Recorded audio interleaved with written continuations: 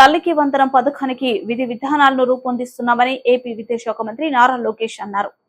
శాసన మండలిలో సభ్యులు అడిగిన పలు ప్రశ్నలకు ఆయన సమాధానమిచ్చారు. ఎంతమంది పిల్లలు ఉన్నా అందరికీ తల్లికి వందనం ఇస్తామని స్పష్టం చేశారు. ప్రభుత్వ ప్రైవేటు విద్యార్థులందరికీ ఈ పథకాన్ని వర్తింపజేస్తామన్నారు.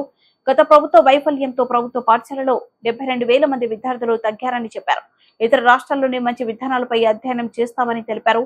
వచ్చే విద్యా సంవత్సరం నుంచి విద్యాశాఖలో మంచి విధానాలను అమలు చేస్తామన్నారు. గోపాల్ రెడ్డి గారు, లక్ష్మణ్ రావు గారు, బీటీ నాయుడు గారు, వెంకటేశ్వర్ల గారు ఇష్యూ గురించి మాట్లాడారు. అధ్యక్ష, ప్రధానంగా ఎన్డీఏ ప్రభుత్వం అధికారంలోకి వచ్చే ముందల చాలా స్పష్టంగా ఎంతమంది బిడ్డలు ఉంటే అంతమంది బిడ్డలకి ఇస్తామని హామీ ఇస్తాం జరిగింది. ఆ హామీకి మేము కట్టుబడి ఉన్నాం. రెండో అంశం అధ్యక్ష, అందుకే గైడ్ లైన్స్ రూపొందించడానికి కొంచెం సమయం కావాలని అడిగాం. నేను కూడా ఇది కొంచెం సీరియస్గా తీసుకుంటున్నా. మంత్రులందరితో కూడా మేము చర్చిస్తున్నాం. గతంలో జరిగిన లోటుపాట్లు జరగకూడదనేది మా లక్ష్యం. మీరన్నట్టు గతంలో 15,000 రూపాయలని, తర్వాత అది కాస్త నెక్స్ట్ ఇయర్ 14,000కి అయింది, తర్వాత 13,000కి అయింది. 1,000 రూపాయలు టీఎంఎఫ్ అన్నారు, ఇంకో 1,000 రూపాయలు ఎస్ఎంఎఫ్ అని అది డబ్బులు తీసుకుంటాం జరిగింది. అంతేకాకుండా ఎలిజిబిలిటీ క్రైటీరియా కూడా మార్చడం జరిగింది. అధ్యక్ష, గ్రామాలు వచ్చే గల 5,000 రూపాయలు నెలకు వస్తే ఆటోమేటిక్గా వాళ్ళు ఎలిజిబుల్ అనేది, 5,000 కన్నా తక్కువ వస్తే ఎలిజిబుల్ అన్నారు. అట్లా మళ్ళీ దాన్ని మార్చారు.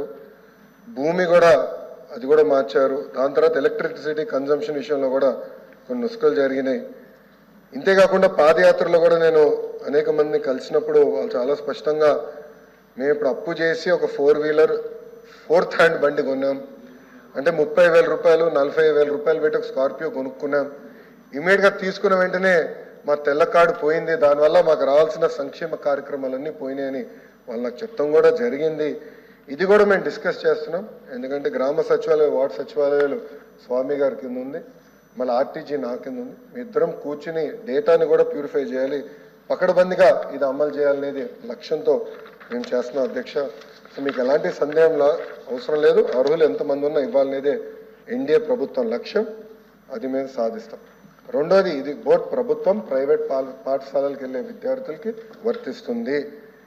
ఇంకో పక్కన పెద్దలు అన్నట్టు అధ్యక్ష, 2019 నుంచి 24తో పోల్చితే ప్రభుత్వ పాఠశాలలో సుమారుగా 72,000 మంది విద్యార్థులు తగ్గారు. అధ్యక్ష, ఇది కూడా మేము చర్చిస్తున్నాం. ఎందుకంటే నాడు నేడు కార్యక్రమం ద్వారా వేలాది కోట్ల రూపాయలు ఖర్చు పెట్టిన విషయం వాస్తవం.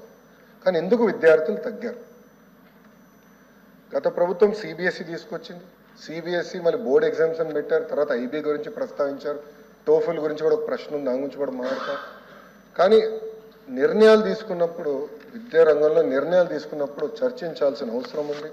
యూనియన్లతో మాట్లాడాలి, ఉపాధ్యాయులతో మాట్లాడాలి, అందరినీ కూర్చోబెట్టి ఆమోద్యమైన పరిష్కారం వెతకాల్సిన అవసరం ఉంది. అధ్యక్ష, నీ జర్క్ రియాక్షన్ తీసుకోవాల్సిన అవసరం లేదు. అందుకే మీరు చూస్తే నేను మంత్రి కరెక్ట్గా ఈ రోజుతో నెల అయింది నేను ఛార్జ్ తీసుకుని. నేను కూడా అధికారులు చెప్పేది ఒకటే, రాబోయే సంవత్సరం ఏం చేయబోతున్నాం రోడ్ మ్యాప్ వేద్దాం, అందరితో చర్చిద్దాం, సంఘాలు అందరినీ కూర్చోబెడదాం, మాట్లాడదాం, వచ్చే సంవత్సరం నుంచి అమలు చేద్దాం. నాకు నచ్చింది కనుక ఇది ఇద్దాం, నాకు నచ్చలేదు కనుక ఇది తీసేద్దాం అనేది కరెక్ట్ కాదు. చర్చించిన తర్వాత నేను నిర్ణయం తీసుకుందాం అనేది ఒక లక్ష్యంగా మేము పెట్టుకున్నాం. పెద్దలు వెంకటేశ్వర గారు అన్నట్టు వాస్తవం, ప్రభుత్వ పాఠశాలలో అడ్మిషన్స్ తగ్గుతున్నాయి అంటే ఎలాంటి సందేహం లేదు. ఒక పక్కన ఎన్డీఏ ప్రభుత్వం రిక్రూట్మెంట్ కూడా చేస్తుంది. మీరు చూసారు, దాదాపు 16,000 మంది ఉపాధ్యాయుల రిక్రూట్మెంట్కి మేము తొలి అడిగేసాం. అది మేము నెక్స్ట్ అకాడమిక్ ఇయర్కి మేము పూర్తి చేస్తాం. కానీ ఇంకో పక్కన చూస్తే దాదాపు 11,000 పాఠశాలలో 10 కన్నా తక్కువ మంది విద్యార్థులు ఉన్నారు. ఎందుకున్నారు? ఎలా అడ్మిషన్స్ పెంచాలి, నాణ్యత ఎలా పెంచాలి, అసెస్మెంట్ ఎలా చేయాలి, టెక్నాలజీతో జోడించి ఎలా చేయాలి, first grade, second grade, third grade pressure లేకుండా సిస్టమేటిక్ ఎట్లా చేయాలనేది కూడా మేము చర్చిస్తున్నాం. పక్క రాష్ట్రాల్లో కూడా ఏం జరుగుతుందో మేము చూస్తున్నాం.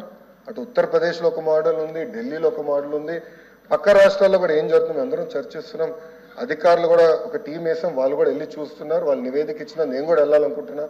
వెళ్ళి ఏం చేస్తున్నారో మోడల్ చూసి మన రాష్ట్రానికి కరెక్ట్ మోడల్ ఏంటనేది రూపొందించి అది మీ ముందల పెట్టి అందరు అభిప్రాయాలు తీసుకున్న తర్వాత మళ్ళీ ఆంధ్ర రాష్ట్ర ప్రజలు తల్లిదండ్రులు ముందలు పెడతా వాళ్ళ అభిప్రాయాలు సేకరిన తర్వాతనే వచ్చే అకాడమిక్ క్యాలెండర్